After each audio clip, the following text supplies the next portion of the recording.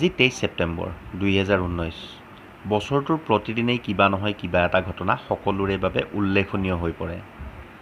আজিৰ দিনটোৰ উল্লেখযোগ্য ঘটনা হৈছে বছৰৰ আজি 23 ছেপ্টেম্বৰ, দিন আৰু ৰাতি সমান। অষ্ট্ৰিয়াৰ মনোবিজ্ঞানী ছিগমণ্ড ফ্ৰয়ডৰ জন্ম হয় 1839 চনৰ আজিৰ দিনটোতে। আজিৰ দিনটোতে 1846 চনত ফৰাচী বিজ্ঞানী গণিতজ্ঞ জে গেলি আৰু HD এৰেষ্টৰ দ্বাৰা নেপচুন গ্ৰহ আৱিষ্কাৰ হয়।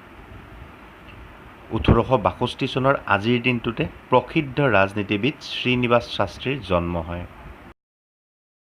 চেকোস্লোভাকিয়াৰ যশস্বী কবি ইয়াৰোস্লাভ ছাইফাৰ্টৰ জন্ম হয় 1901 চনৰ আজিৰ দিনটোতে। তেওঁ সাহিত্যৰ নোবেল বঁটা লাভ কৰে। উল্লেখ্য যে তেওঁৱেই চেকোস্লোভাকিয়াৰ প্ৰথম ব্যক্তি যিজনে নোবেল বঁটা লাভ কৰিছিল।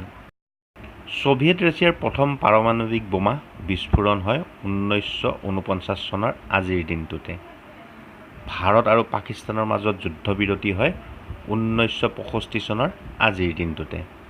আজিৰ দিনটোতে 1972 চনত বিশিষ্ট কবি পাব্লো নেৰুদাৰ মৃত্যু হয়। তেওঁৰ প্ৰকৃত নাম আছিল কেপ্টানী ৰিকাৰ্ডো ৰেইছ ভাছুৱাল্টো। 1997 চনৰ আজিৰ দিনটোতে ভাৰতৰ প্ৰথম ক্ষেপণাস্ত্ৰ পৃথ্বীৰ সফল পৰীক্ষণ হয়।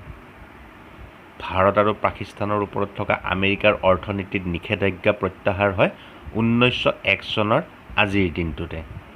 ধন্যবাদ। বিপুল মজুমদাৰ, গুৱাহাটী।